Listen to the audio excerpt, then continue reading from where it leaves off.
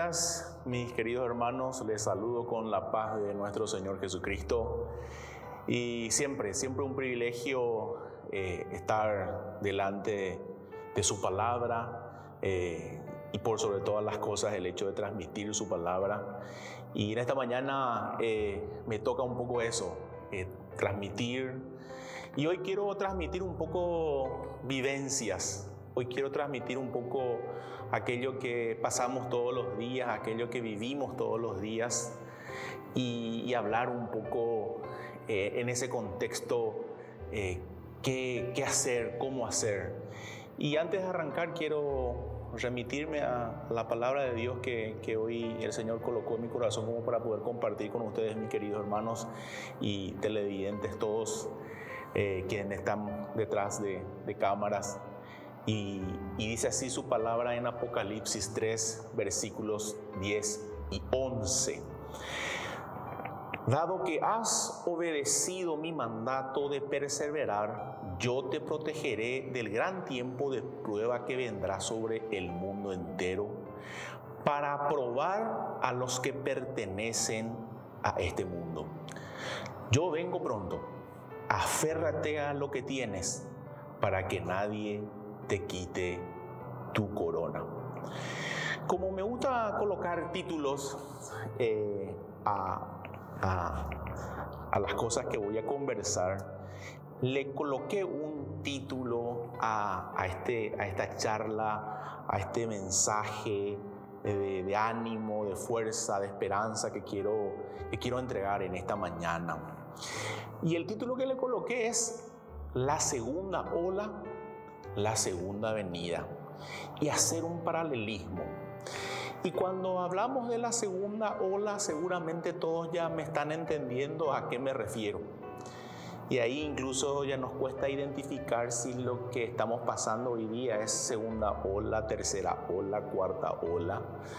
Pero cuando abrimos hoy básicamente nuestros celulares, nuestros WhatsApp, cuando nos sentamos frente a un televisor a tratar de mirar una noticia o de leer un periódico, ¿qué nos encontramos? Nos encontramos con una turbulencia que lleva más de 365 días, más de un año.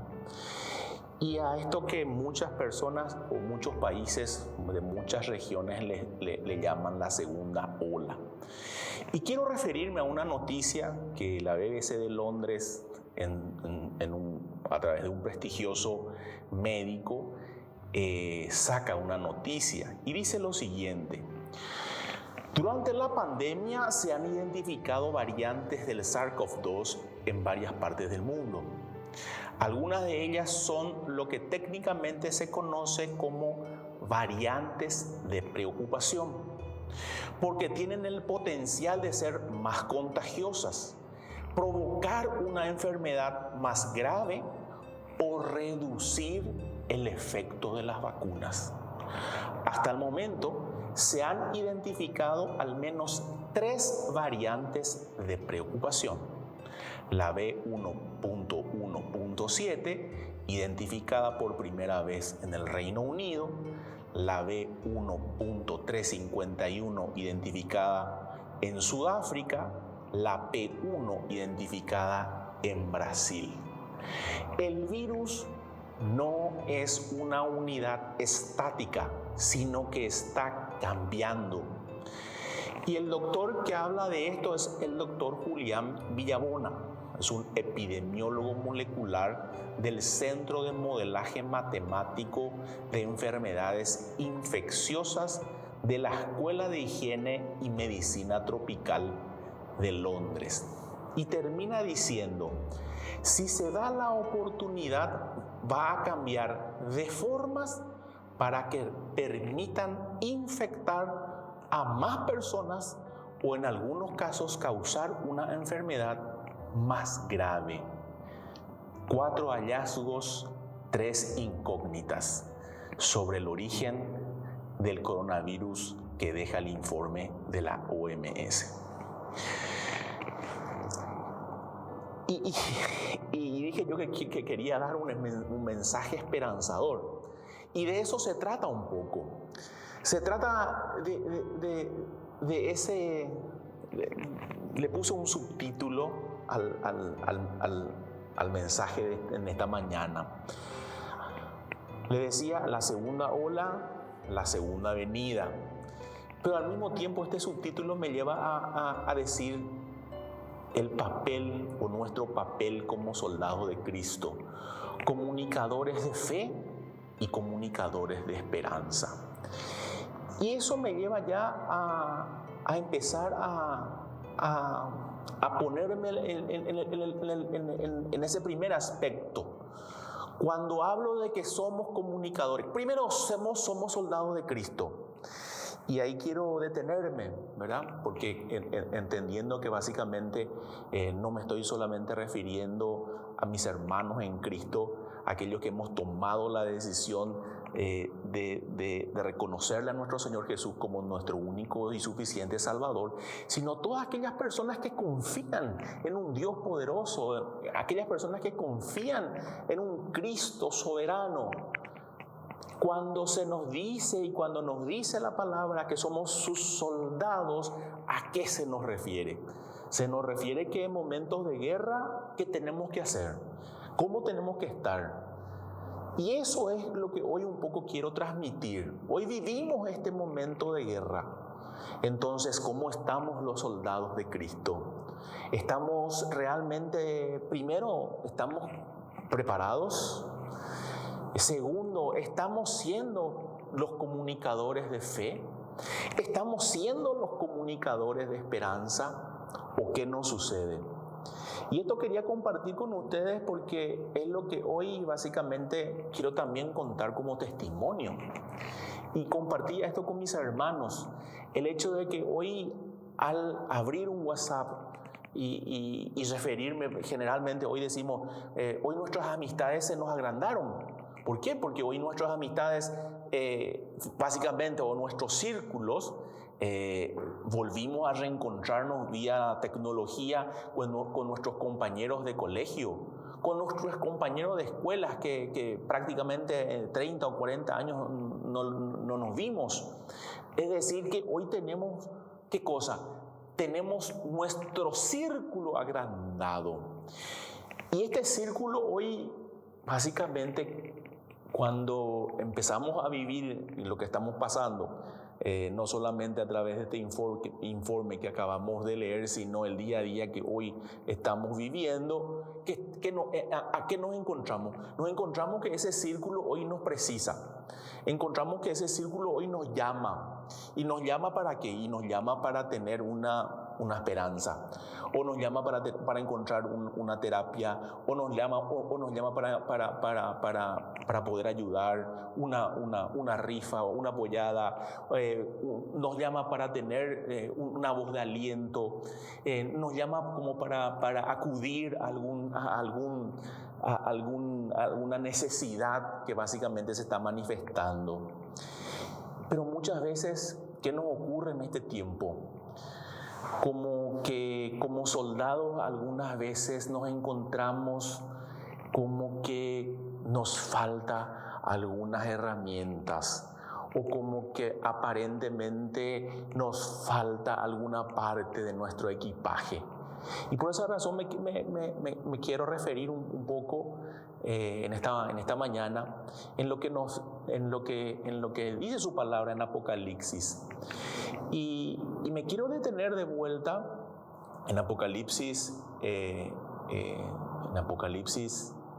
como el libro de la carta del Cristo resucitado, y en especial el capítulo y el versículo que básicamente estuve conversando, que se refiere a la iglesia de Filadelfia. Y la iglesia de Filadelfia, una de las iglesias más jóvenes, sin embargo la que más alabanza recibiría. Pero antes de continuar, quiero contextualizar también al mismo tiempo. Durante siglos Filadelfia que en griego se llama, que en griego significa el que ama a su hermano, fue la única ciudad cristiana libre en medio de una tierra no cristiana. Es decir que fijémonos en esta iglesia que básicamente recibe las mayores alabanzas en Apocalipsis. Y dice que fue el último baluarte del cristianismo asiático hasta el siglo XIV. Posterior, lógicamente, que fueron expulsados los griegos. Filadelfia estaba situada en una región montañosa, con muchos inconvenientes en terremotos. Hoy se le conoce como Turquía. Pero Filadelfia era reconocida, y me detuve en esto. Filadelfia era reconocida como le llamaban la iglesia misionera. Le llamaban la iglesia que sirve. Le llamaban la iglesia viviente. Le llamaban y eran conocidas como la iglesia viva. Y aquí quiero hacer un paralelismo de vuelta. En 2 Corintios 6:16 dice su palabra: porque nosotros somos el templo del Dios vivo, como Dios dijo: habitaré en ellos y andaré entre ellos y seré su Dios y ellos serán mi pueblo. Cuando hablo entonces de la iglesia viva, de la iglesia que sirve, de la iglesia que misiona, de la iglesia que cree, de la iglesia que camina, no me refiero al templo, no me refiero a la edificación, me refiero a nosotros mismos. Me refiero a nuestra responsabilidad, me refiero a lo que Dios colocó en nuestros corazones para que seamos sus siervos, sus soldados, para que podamos llevar esperanza, para que realmente seamos aquellos comunicadores que hoy tenemos que ser.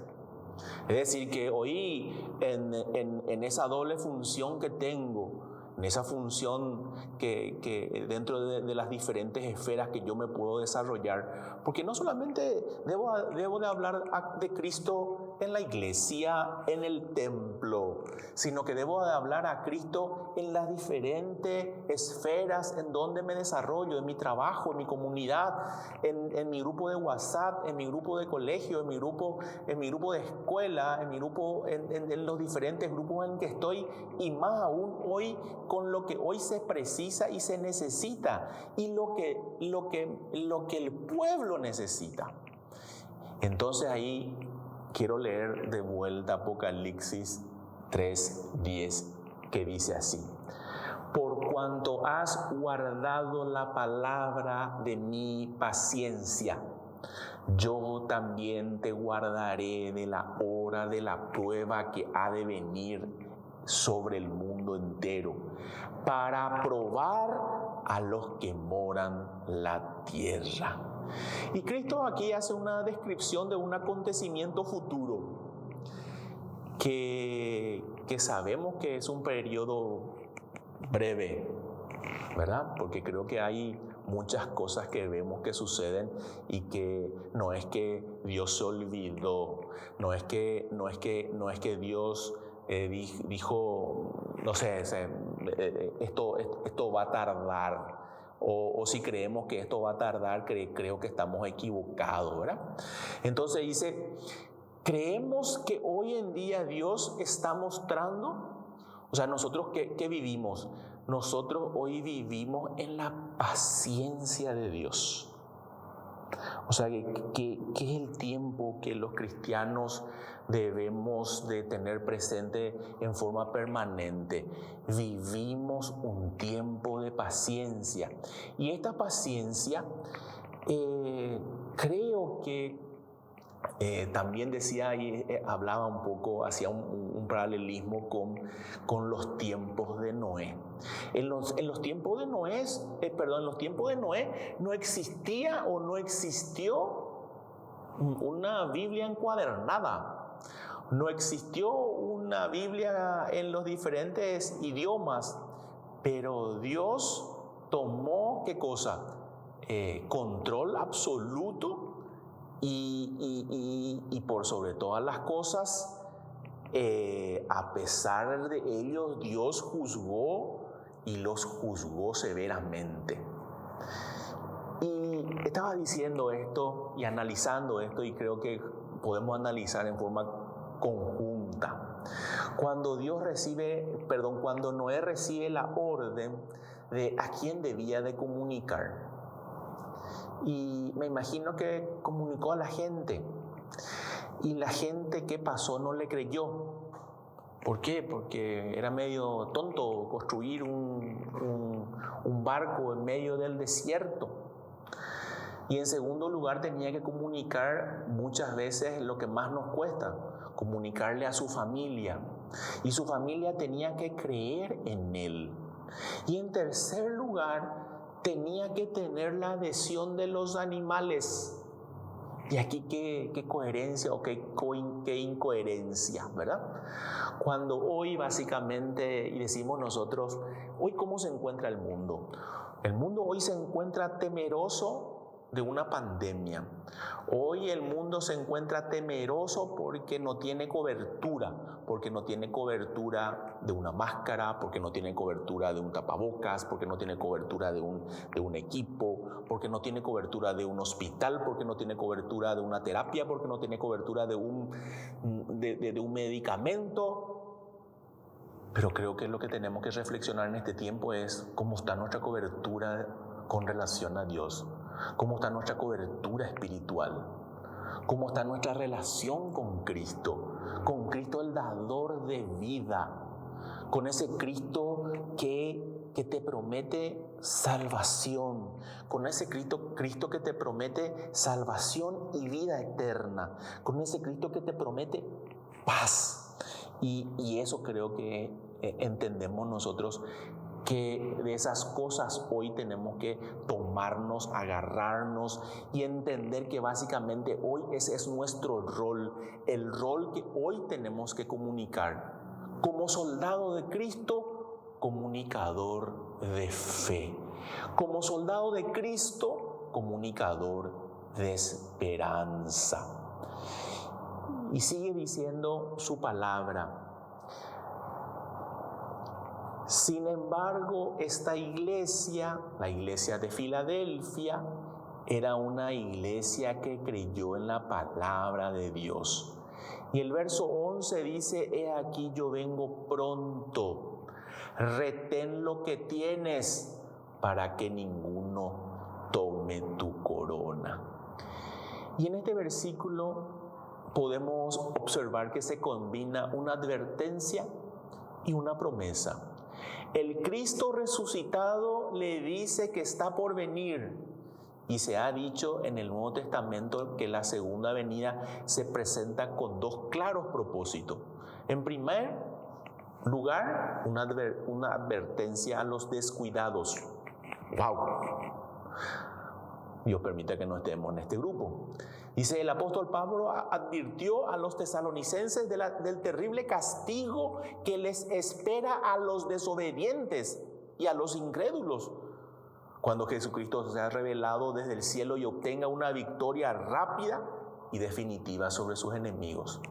En segundo lugar, dice que la segunda venida se utiliza para dar consuelo a los oprimidos. Y esto encontramos en Santiago, donde exhorta a la resistencia paciente de sus fieles, porque la venida del Señor se aproxima.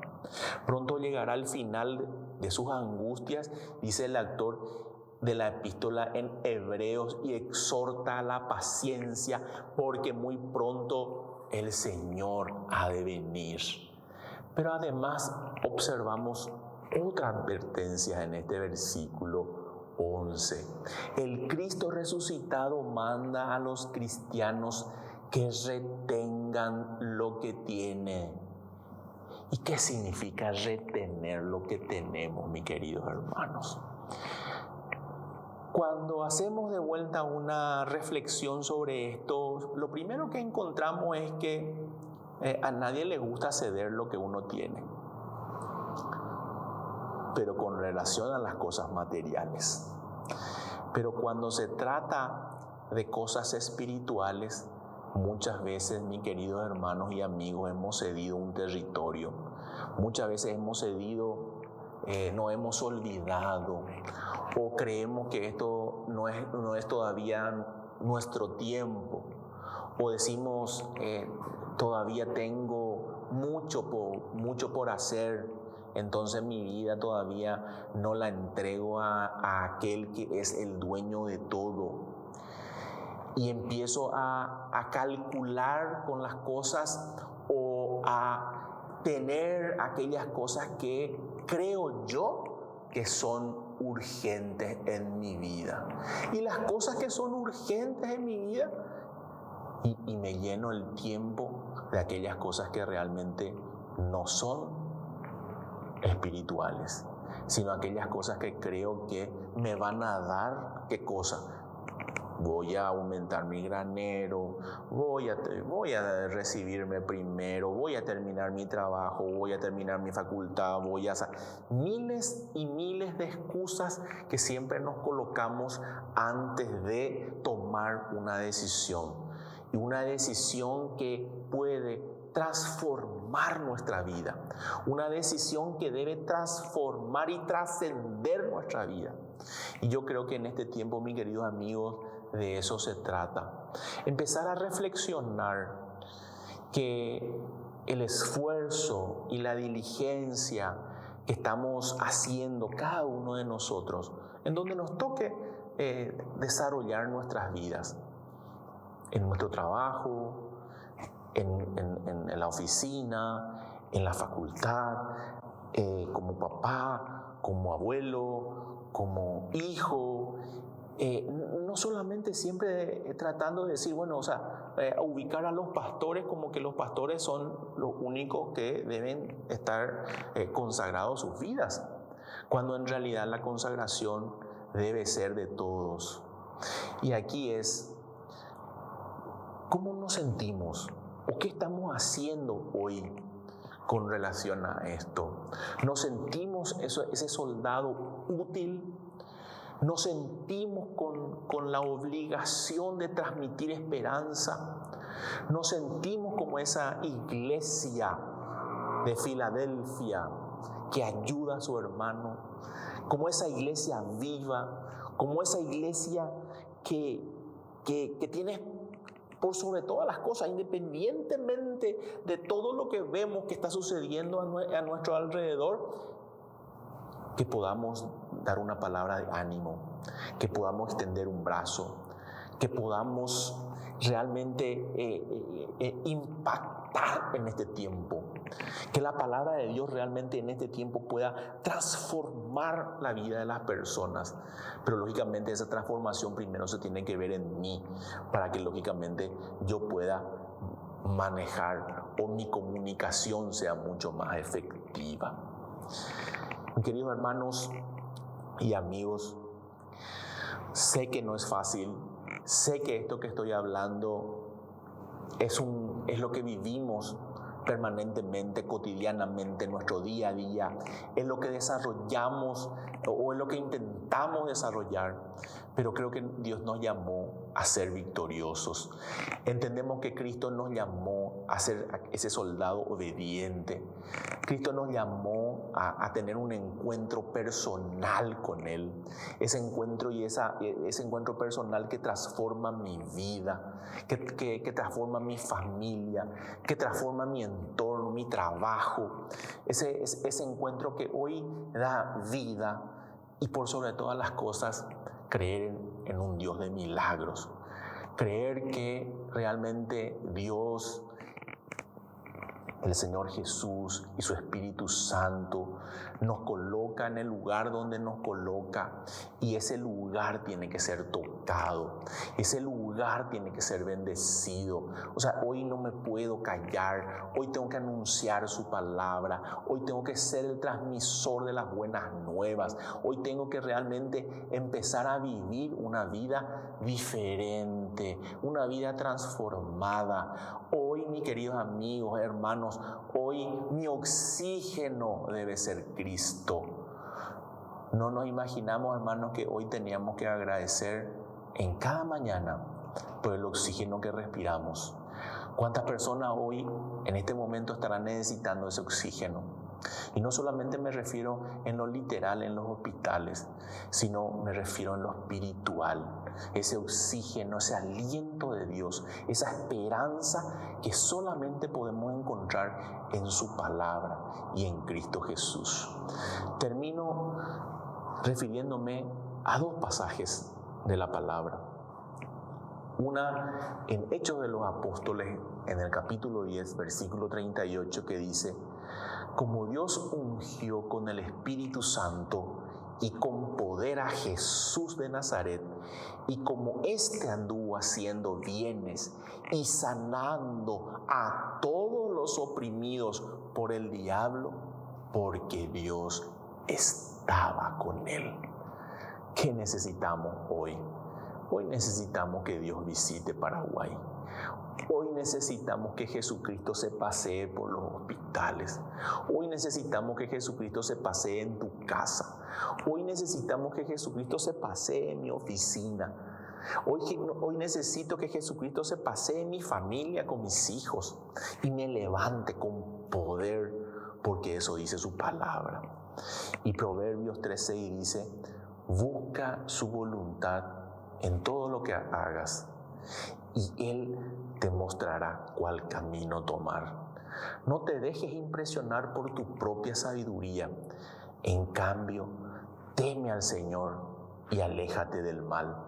Entonces dará salud a tu cuerpo y fortaleza a tus huesos. Qué mensaje, hermano.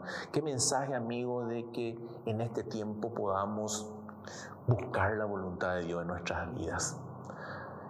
Ese Dios amoroso que te llama hoy, ese Dios amoroso que hoy golpea la puerta de tu corazón. Y su palabra dice que vos tenés la llave. Yo hoy puedo interceder por vos.